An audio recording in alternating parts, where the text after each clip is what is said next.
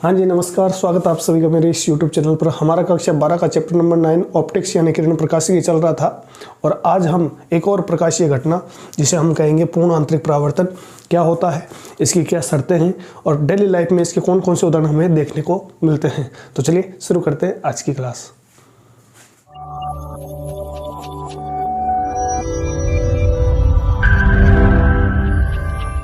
हाँ जी, तो सबसे पहले हमें ये ध्यान रखना है कि पूर्ण आंतरिक परावर्तन क्या होता है, क्या ये कहीं पर भी हमें दिखाई देगा या इसकी कोई शर्त है।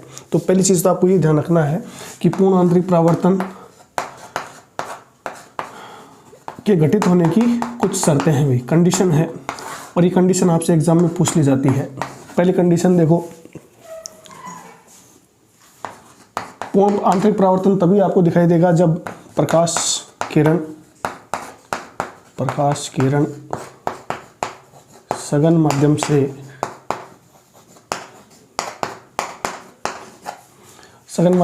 विरल माध्यम में संचरित हो। अगर इसका उलट है तो वहां पर पूर्ण आंतरिक परावर्तन की घटना घटित नहीं होगी। तो ये चीज आपको ध्यान रखनी है, सघन माध्यम से किधर जानी चाहिए प्रकाश किरण, विरल माध्यम में। और दूसरी शर्त देखो, आपतन कोण का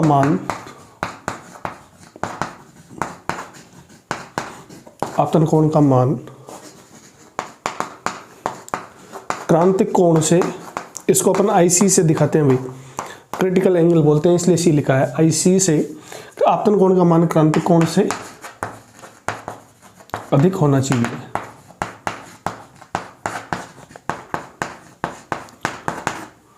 तो अगर ये दो कंडीशन फुलफिल होती है तभी आपको पूर्ण आंतरिक परावर्तन की घटना जो वो दिखाई देती है।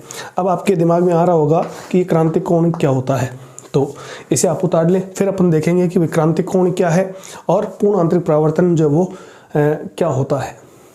हाँ जी, क्रांतिक कोण को और पूर्ण आंतरिक परावर्तन को हम एक डायग्राम की सहायता से समझेंगे। और एग्जाम में अगर आपसे 2 नंबर का या 3 नंबर का क्वेश्चन पूछा जाता है तो आपको इस चित्र की सहायता से ही बताना है। तो इस तरफ लिख देंगे, यहाँ बना देता हूँ मैं।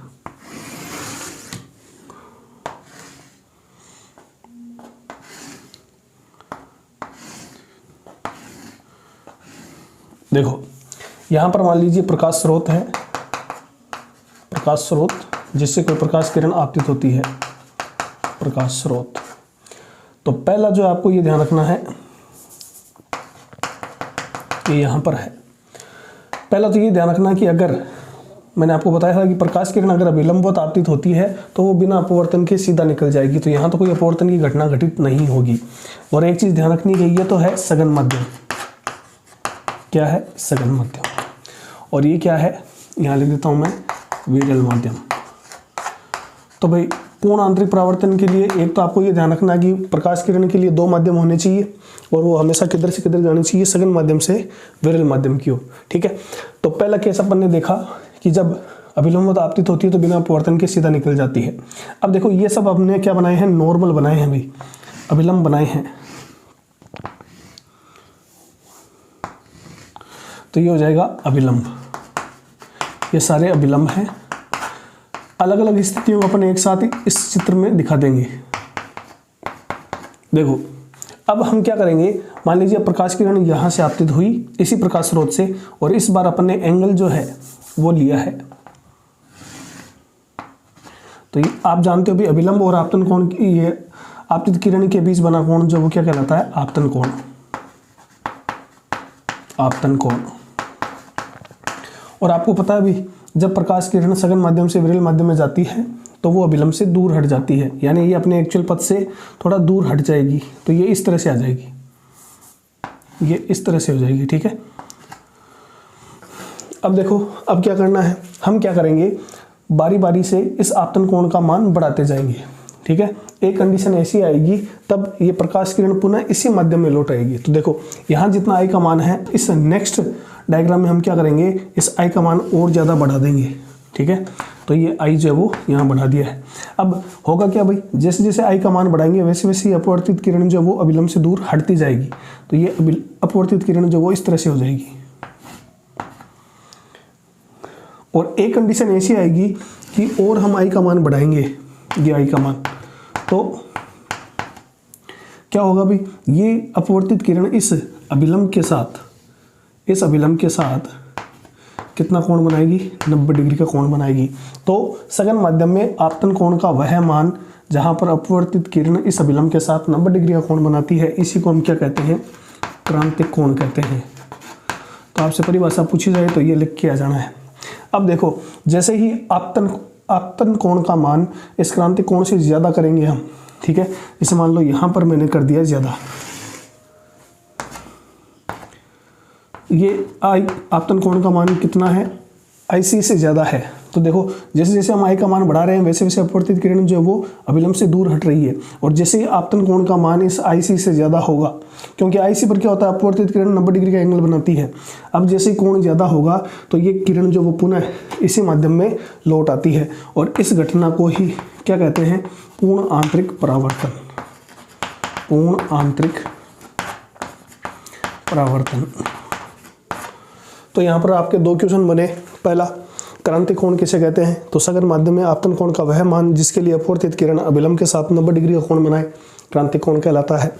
जब आपतन कोण का मान क्रांतिक कोण से ज़्यादा होगा तो सघन माध्यम से चलने वाली किरण विरल माध्यम में न जाकर पुनः उसी माध्यम में लौट आती है। इस घटना को हम क्या कहते हैं, पूर्ण आंतरिक परावर्तन की घटना कहते हैं। ठीक है, तो बड़ा क्वेश्चन आए तो इस डायग्राम के थ्रू आपको समझाना है। तो ये थोड़ा सा ये अभिलंब आप थोड़े छोटे बना लेना, ठीक है ना। तो मैं यहाँ ये काट देता हूँ ऐसे, ये ध्यान रखना भाई, ठीक है। तो 3 नंबर का क्वेश्चन है, तो ये चित्र की सहायता से आपको समझाना है। तो यहाँ पर हम परिभाषा लिख देते हैं, क्रांतिक कोण जिसे हम दिखाएंगे IC से। तो क्या लिखेंगे, सघन माध्यम में आपतन कोण का वह मान जिसके लिए अपवर्तन कोण 90 डिग्री हो, क्रांतिक कोण कहलाता है। क्रांतिक कोण कहलाता है। तो कई बार ये परिभाषा पूछी जाती है, इंपॉर्टेंट है, आपको याद रखना है। और इसको दिखाएंगे किससे, IC से दिखाएंगे, ठीक है। और दूसरी जो परिभाषा है, पूर्ण आंतरिक परावर्तन, मैं शॉर्ट में लिख रहा हूँ TIR, आप पूरी लिख लेना, पूर्ण आंतरिक परावर्तन। तो इस घटना को कैसे डिफाइन करेंगे, तो क्या लिखेंगे, जब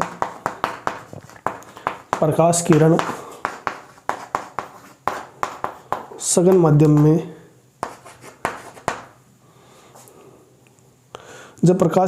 माध्यम में क्रांतिक कोण से अधिक मान पर आपतित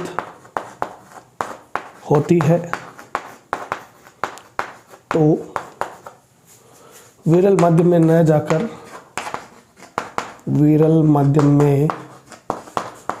जाकर पुनः उसी माध्यम में लौट आती है। इस प्रकाशिक घटना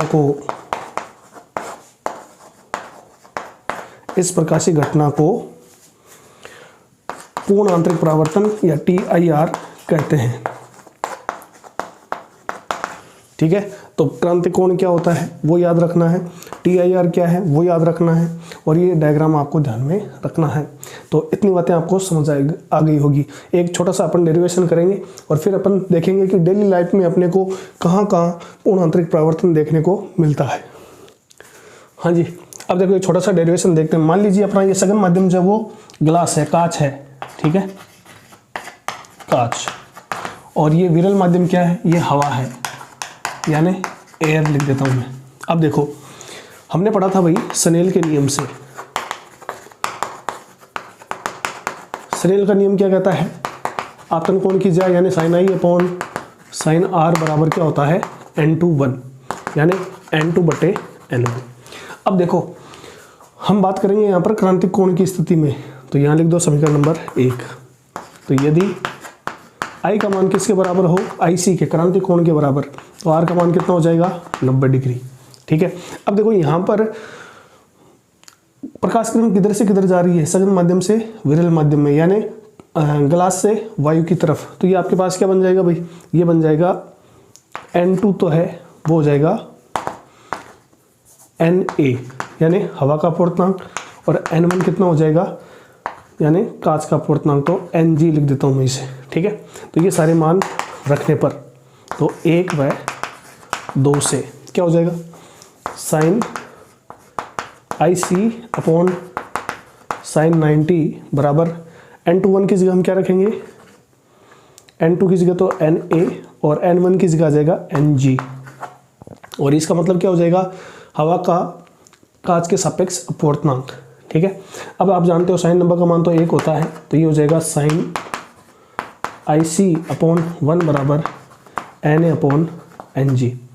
अब देखो आपको ये भी पता है भाई कि हवा का अपवर्तनांक कितना होता है, 1 होता है। ठीक है, तो ये मान यहाँ रख दो, तो ये मान रखोगे तो क्या आ जाएगा, साइन IC अपॉन 1 बराबर 1 ये है G है ये।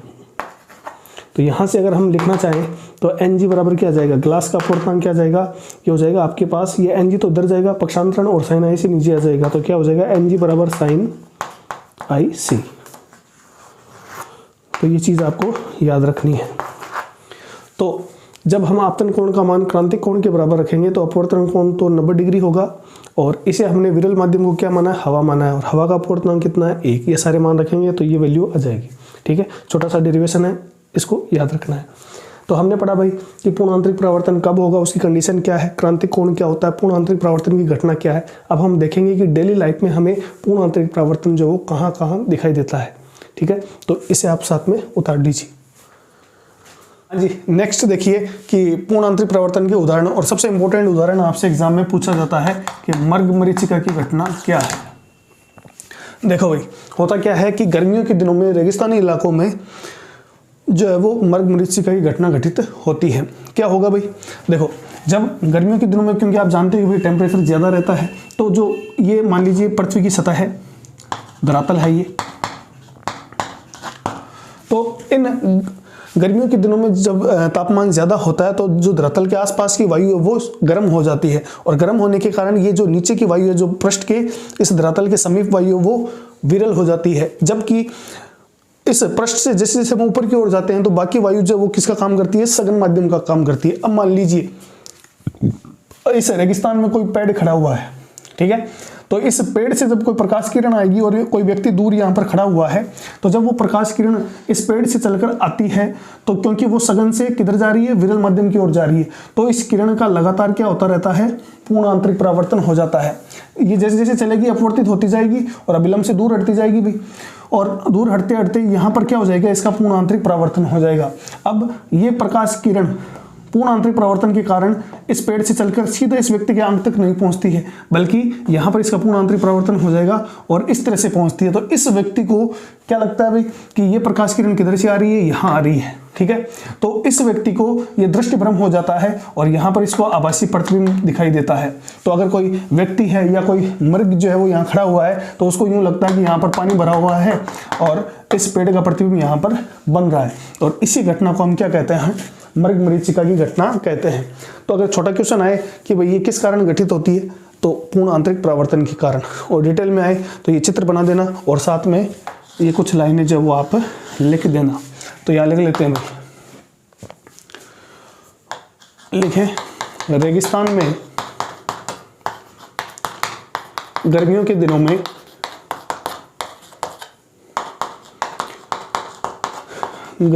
में धरातल के समीप की वायु गर्म हो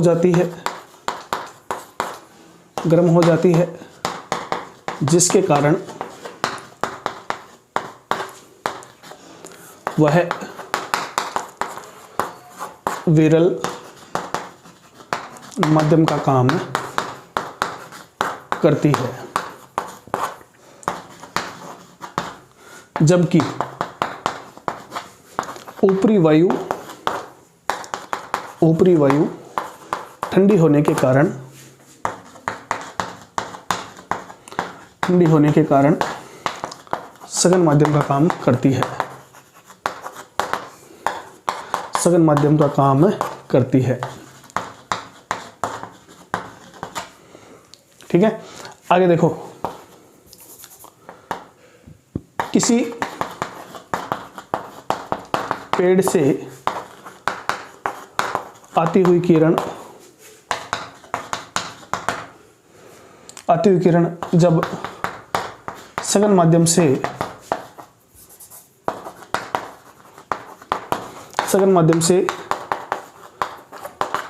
विरल माध्यम में जाती, विरल माध्यम की ओर संचरित होती है, तो उसका पूर्ण, या मैं सीधा ही लिख देता हूं भाई TIR, आप पूरा लिख लेना, उसका पूर्ण आंतरिक परावर्तन हो जाता है, जिसके कारण दूर खड़े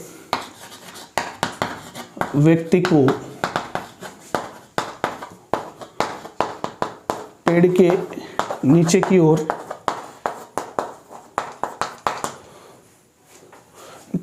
की ओर उसका आभासी प्रतिबिंब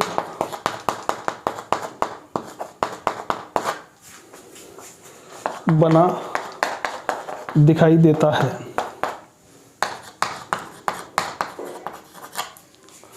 ठीक है, और यहां लिख देते हैं साथ में, प्रेक्षक के, या सीधा लिख लो व्यक्ति के इस दृष्टि भ्रम को मृग मरीचिका कहते हैं, मृग मरीचिका कहते हैं। ठीक है भाई, तो ये चीजें आपको ध्यान रखनी है और इतनी बातें लिख के आनी है। फिर से सुन लीजिए भाई, गर्मियों के दिनों में पृथ्वी के समीप की वायु जो वो गर्म हो जाती है, जिसके कारण वो विरल माध्यम का काम करती है, जबकि उसके ऊपर की वायु जो वो सघन माध्यम का काम करती है। तो रेगिस्तान में अगर कोई पेड़ खड़ा है तो उससे आती हुई प्रकाश किरण का लगातार क्या होता जाएगा, अपवर्तन होता जाएगा, और एक कंडीशन पर उसका पूर्ण आंतरिक परावर्तन हो जाएगा, जिसके कारण अगर कोई व्यक्ति यहाँ खड़ा इसे देख रहा है, इस पेड़ को, तो उसे ये प्रकाश जो वो इस तरह से आता हुआ दिखाई देगा, तो उसे ये लगेगा कि यहाँ पर जो वो पानी भरा हुआ है और इस पेड़ का यहाँ प्रतिबिंब बन रहा है। तो ये दृष्टि भ्रम की जो घटना है, ठीक है, इसे हम कहते हैं मृग मरीचिका की घटना, और ये पूर्ण आंतरिक परावर्तन पर आधारित होती है। तो पहला उदाहरण जो वो बड़ा इंपॉर्टेंट है और एग्जाम में आपसे पूछा जाता है, तो इसे उतार लीजिए और फिर अपना अगला जो है उदाहरण वो देखते हैं। हाँ जी, दूसरा उदाहरण देखो, आपसे एग्जाम में छोटा क्वेश्चन पूछा जा सकता है कि भाई हीरा जो है वो क्यों चमकता हुआ दिखाई देता है, तो उसका कारण क्या है, पूर्ण आंतरिक परावर्तन के कारण। ठीक है, तो हीरे जो वो एक विशेष आकृति के बनाए जाते हैं, जिससे क्या होता है कि जब उस पर प्रकाश आपतित होता है तो उस प्रकाश का अंदर ही अंदर क्या होता रहता है, पूर्ण आंतरिक परावर्तन होता है। जैसे वो प्रकाश बाहर निकलता है, हमें वो हीरा जो वो चमकदार दिखाई देता है। ठीक है, तो ये चीज आपको ध्यान रखनी है। तो यहाँ लिख देते हैं अपन, हीरे विशेष आकृति के बनाए जाते हैं, अतः जब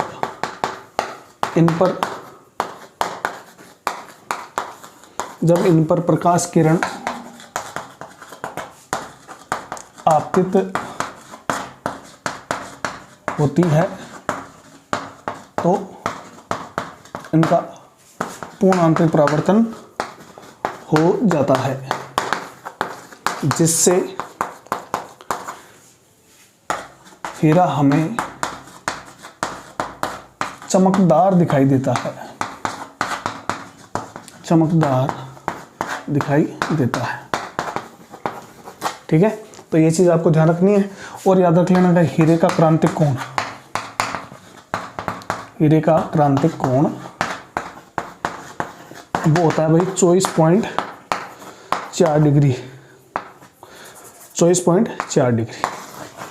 ठीक है। तो इसका मतलब जब आपतन कोण का मान इस क्रांतिक कोण से ज़्यादा होगा तो उस प्रकाश का क्या होगा, पूर्ण आंतरिक परावर्तन होगा, जिसके कारण ही हमें हीरा जो वो चमकदार दिखाई देता है। तो इसे उतार लीजिए भाई। हाँ जी, एक नेक्स्ट उदाहरण देखिए, कोई ज़्यादा इंपॉर्टेंट नहीं है, बस आप इसको थोड़ा सा दिमाग में रखिए। पूर्ण परावर्तक प्रिज्म, यानी ऐसा प्रिज्म बनाया जाता है जिसमें पूर्ण आंतरिक परावर्तन की घटना घटित होती है। ठीक है, तो देखो पूर्ण परावर्तक प्रिज्म किसको कहेंगे, यानी जो संपूर्ण प्रिज्म होता है उसी को हम क्या कहते हैं, पूर्ण परावर्तक प्रिज्म कहते हैं। अभी क्यों काम में लिया जाता है, अभी प्रकाश किरणों को 90 डिग्री या 180 डिग्री पर मोड़ने के लिए या प्रतिबिंब के आकार में परिवर्तन किए बिना उलटने के लिए इन प्रिज्म का उपयोग किया जाता है। तो ये देखो, ये संपूर्ण त्रिभुज है, ये 90 डिग्री का एंगल है। ठीक है, तो यहाँ पर प्रकाश किरणों को कितनी डिग्री पर मोड़ा गया है, 90 डिग्री पर। ठीक है, 90 डिग्री पर। तो यहाँ पर ये एक भी कोई वस्तु रखी हुई है तो ये इस तरह से आपको प्राप्त होगी, और यहाँ पर इन प्रकाश किरणों को कितना मोड़ा गया है, 90 डिग्री पर। अब इस प्रिज्म को अगर हम घुमा देंगे तो ये देखो यहाँ पर वस्तु रखी हुई है AB। ठीक है, तो ये प्रकाश किरण यूं टकराएगी, यहाँ पूर्ण आंतरिक परावर्तन होगा, फिर ऐसे बाहर निकलेगी, तो इस दिशा से आई और वापस इसी दिशा में चलेगी। तो यहाँ जो प्रकाश किरणों का परावर्तन हो रहा है वो कितना हो रहा है, 180 डिग्री। ठीक है, और यहाँ कितना हो रहा है, 90 डिग्री। तो देखो ये वस्तु AB है, और अगर हम प्रिज्म को इस प्रकार से रख देते हैं कि ये वाला एंगल जो वो 90 डिग्री हो और ये दोनों कितने हो, 45 डिग्री के, तो इस AB का प्रतिबिंब हमें उल्टा प्राप्त होता है और इसके आकार में कोई परिवर्तन नहीं होता है। ठीक है, तो नाम से पता चल रहा है कि भाई पूर्ण आंतरिक परावर्तन के लिए जिस प्रिज्म को उपयोग किया जाता है उसे हम पूर्ण परावर्तक प्रिज्म कहते हैं। इसके लिए समकोण प्रिज्म का उपयोग किया जाएगा, और प्रकाश किरणों को 90 डिग्री या 180 डिग्री मोड़ने के लिए या प्रतिबिंब के आकार में परिवर्तन किए बिना उसको उलटने के लिए इन प्रिज्म का उपयोग किया जाता है। ठीक है, तो ये लाइनें आप उतार लें और साथ में ये डायग्राम उतार लें। हाँ जी, आज का टॉपिक का लास्ट और इम्पोर्टेंट टॉपिक है प्रकाशिक तंतु।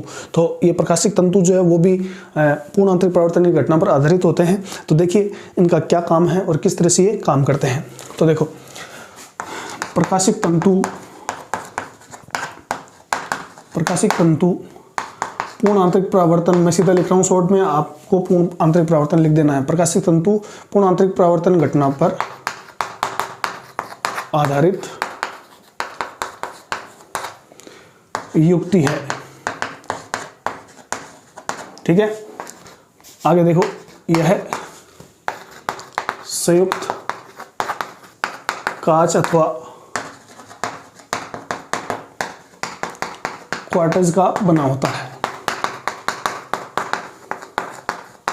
क्वार्टज का बना होता है। तो इसके मुख्यतः दो भाग होते हैं, इसके मुख्यतः दो भाग होते हैं। पहला देखो, पहला हम बोलते हैं क्रोड, जिसे इंग्लिश में हम कहेंगे कोर, और दूसरा होता है आवरण, इसको हम बोलेंगे क्लेडिंग। तो यहां पर आपको ये चीज ध्यान रखनी है कि क्रोड का अपवर्तनांक जो है वो आवरण की तुलना में ज्यादा होता है। ठीक है, तो मैं यहां लिख देता हूं क्रोड, या इसके अंदर ही लिख देते हैं क्रोड तंतु का आंतरिक भाग होता है, आंतरिक भाग होता है, आवरण जो वो तंतु का बाहरी भाग होता है। यहां एक लाइन और लिख लेना, क्रोड का अपवर्तनांक, क्रोड का अपवर्तनांक, इसको मैं नाम दे देता हूं N1। क्रोड का अपवर्तनांक आवरण से अधिक होता है। ठीक है, तो देखो जैसे मान लो ये एक प्रकाशिक तंतु है, बारीक कांच का बना होता है, और इस प्रकाशिक तंतु के अंदर दो पदार्थ पाए जाते हैं, दो आवरण होते हैं इसके अंदर, इस तरह से।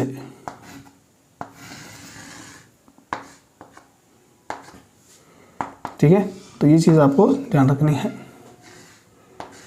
तो ये जो बाहरी आवरण है इसको हम बोलते हैं आवरण।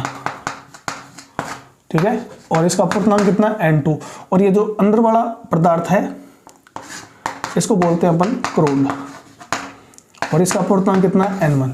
अब होता क्या भाई, ये प्रकाशिक तंतु जो वो पूर्ण आंतरिक परिवर्तन की घटना पर आधारित होते हैं। जब कोई प्रकाश इनके अंदर एंट्री करता है तो उसका बार बार जो है इस प्रकाशिक तंतु के अंदर क्या होता है, पूर्ण आंतरिक परावर्तन होता है।